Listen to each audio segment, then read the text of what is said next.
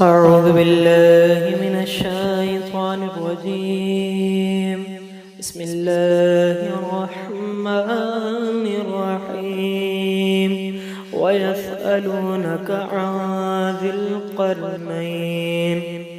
قل سأتلو عليكم منه ذكرا إنا مكنا له في الأرض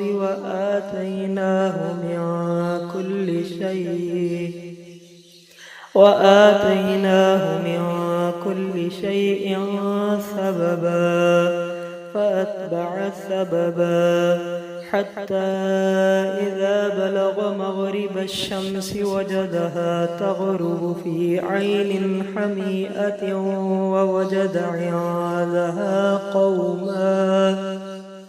قلنا يا ذا القرنين إما أن تعذب وإما أن تتخذ فيهم حسنا قال أما من ظلم فسوف نعذبه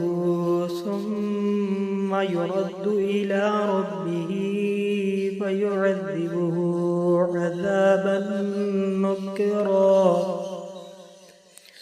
وأما من آمن وعمل صالحا فله جزاء الحسنى وسنقول له من أمرنا يسرا ثم أتبع سببا حتى إذا بلغ مطلع الشمس وجدها تطلع على قوم لم نجعل لهم من دونها سترا كذلك وقد أحطنا بما لديه خبرا ثم أتبع سببا حتى إذا بلغ بين السدين وجد من دونهما قوما لا يكادون يفقهون قولا قالوا يا ذا القرنين إن يأجوج ومأجوج مفسدون في الأرض فهل نجعل لك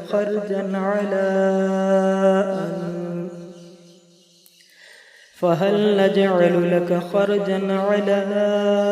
أن تجعل بيننا وبينهم سدا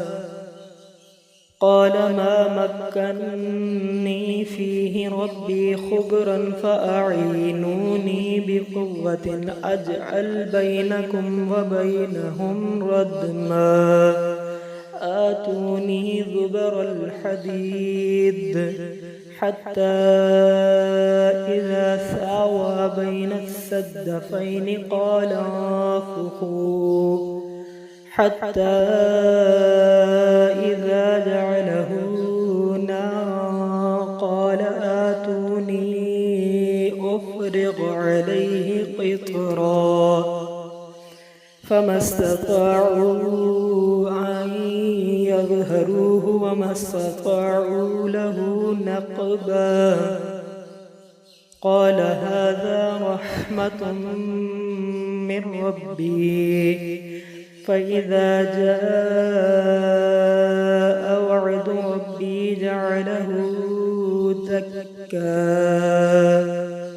وكان وعد ربي حقا وتركنا بعدهم يومئذ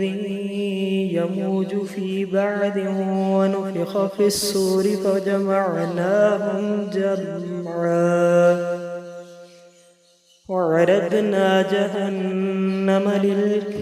وعرضنا جهنم يومئذ للكافرين عرضا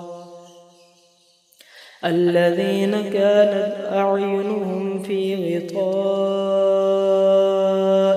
عن ذكري وكانوا لا يستطيعون سمعا صدق الله